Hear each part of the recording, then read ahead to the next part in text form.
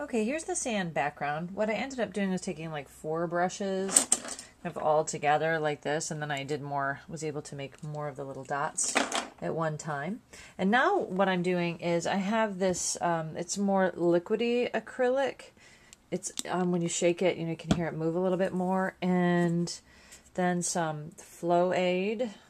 And so what I'm doing with that is I took a little yellow, a little black, a little red, because as I look back at the picture, I can kind of think, well, if brown's got a little red in it, I see little bits of yellow within the sand, and then of course some little bits of black, so all the rocks chopped up to make the sand have these other colors. So what I thought I'd do is put the liquid flow. This liquid flow basically breaks down the acrylic. You could use water too. That's fine. And I mix it with water and then I spray it onto the paint so it makes it break down even more liquidy, more like watercolor. And I'm not going to worry that it runs around too much. It's also got the brown beneath it, so that might end up being within the color. You can see how it kind of breaks it and chunks it up a little bit. So I'm mixing the yellow with what was left from the brown and white. And then I'm just going to do the old fun flickaroo, where you just flick it on the page. Great. And so just, I don't know if you can see it. You can see some of the yellow showing up. So I'm just going to flick those different colors just to give some more texture and colors to the sand, some more layers, because I think that the sand is a pretty intricate part of the piece.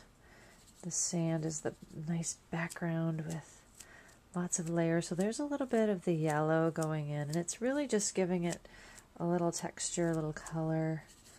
Not a lot, just a little, so that your eye kind of catches it and makes it look a little more 3D. I'm going to flick that around for a while.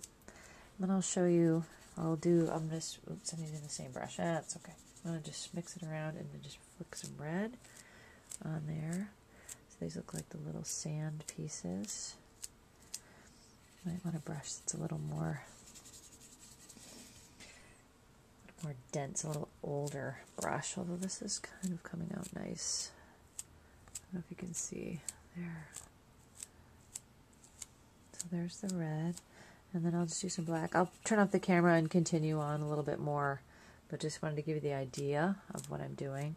I'll just do a little bit of black because that's pretty dominant when it shows up on there. The red and yellow is a lot more subtle.